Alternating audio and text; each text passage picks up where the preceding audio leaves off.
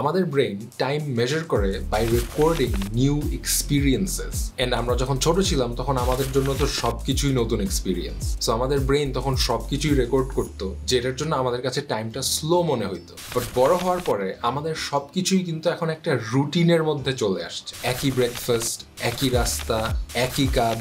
And যেহেতু এগুলো নতুন কোনো এক্সপিরিয়েন্স না, আমাদের ব্রেন কিন্তু এগুলো রেকর্ড করে না। বাট গুড নিউজ হচ্ছে আপনি এই সিস্টেমটা হ্যাক করতে পারবেন। আপনি কাজে যাওয়ার সময় এক এক দিন এক এক রাস্তা ইউজ করতে পারেন। আপনি প্রত্যেক মাসে কোনো একটা নতুন স্কিল শিখতে পারেন। আপনি নতুন নতুন মানুষদের সাথে কথা বলতে পারেন। এরকম প্রত্যেকটা নতুন এক্সপিরিয়েন্স আপনার ব্রেনকে ফোর্স করবে অ্যাটেনশন দেওয়ার জন্য। এন্ড তখন আপনার মনে হবে যে আপনার টাইমটা বেড়ে গেছে। সো আমার জন্য the most routine task is নামাজ পড়া। এন্ড নামাজ পড়ার সময় it's very hard to keep focus, because আমি এই জিনিসটা এত করছি যে এখন আমার বডি জাস্ট অটো পাইলটে চলে যায়। বাট নামাজের মধ্যে যখনই আমি কোনো নতুন একটা দোয়া ইনকর্পোরেট করার চেষ্টা করি, তখনই আমি দেখছি যে it becomes a lot easier to pay attention. And then আস্তে আস্তে ওইটাও অটো পাইলটে চলে যায়, and then you have to repeat. And time পারসেপশনের সব থেকে বড় ভুল কোনটা জানেন? আমরা সবাই মনে করি যে আমরা একদিনেই সব করে ফেলতে পারবো। But interestingly, and this is very interesting, যখন এক বছরের কথা আসে তখন আমরা মনে করি যে আমরা কিছুই করতে পারবো না। আর এই কারণেই কিন্তু মানুষ ওদের